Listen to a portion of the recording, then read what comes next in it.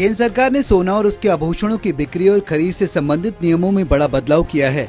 बदलाव के मुताबिक 1 अप्रैल से गोल्ड और उसके आभूषणों पर अनिवार्य रूप से हॉलमार्क की यूनिक आइडेंटिफिकेशन नंबर HUID होना चाहिए।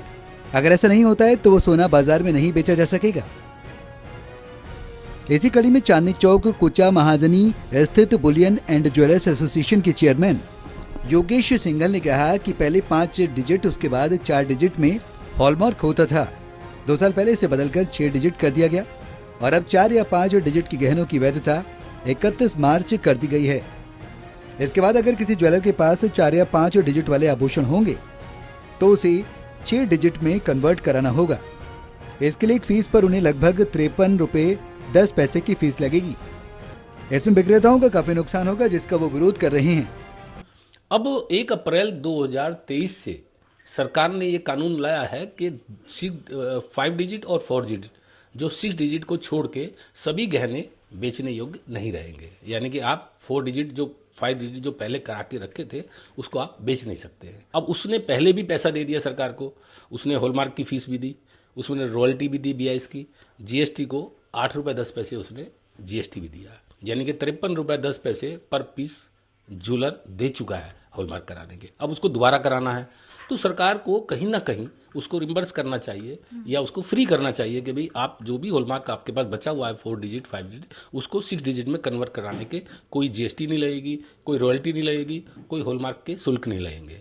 तब तो ठीक है, नहीं तो अदरवाइज ये जो उसको ग्राहक को भी महंगा पड़ेगा, उसको 2 बार चार्ज ग्राहक से ही वसूलेगा, दुकानदार तो अपने पास से देगा नहीं।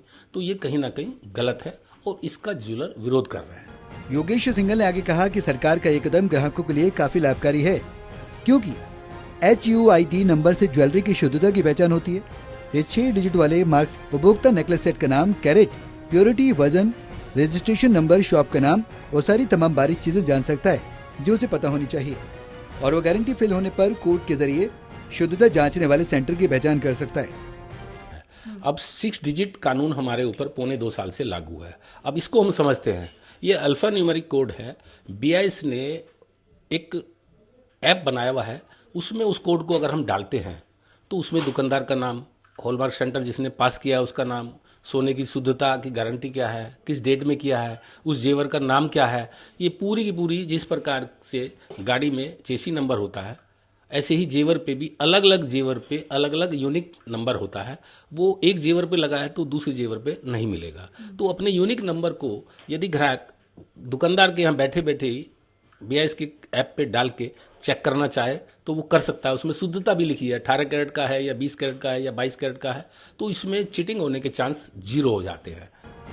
योगेश सिंघल ने बताया कि वो यूनिक नंबर ज्वेलरी पर अलग लगाया जाता है, जिसे ग्राहक खुद से भी VIS के मोबाइल ऐप पर डालकर सोने और ज्वेलरी की शुद्धता देख सकते हैं। इसमें कस्टमर और ज्वेलर्स के बीच विश्वास बढ़ेगा। ग्राहकों की शिकायत पर पिछले दिनों VIS द्वारा कई ज्वेलर्स के यहाँ चेकिंग में 4 डिजिट वाली हॉलमार्क ज्वेलरी पाई गई, जिसका बिल उनके पास नहीं था। शायद इसलिए 4-5 डिजिट की हॉलमार्क ज्वेलरी की बिक्री पर 1 अप्रैल से प्रतिबंध लगाया गया है। बहरहाल ज्वेलर एसोसिएशन ने कहा कि वो उसका पुरजोर विरोध करते हैं या फिर 4 या 5 डिजिट की गहने को निःशुल्क HUID कराने की मांग को सरकार पूरा करे। रिया राय, टोटल टीवी, दिल्ली।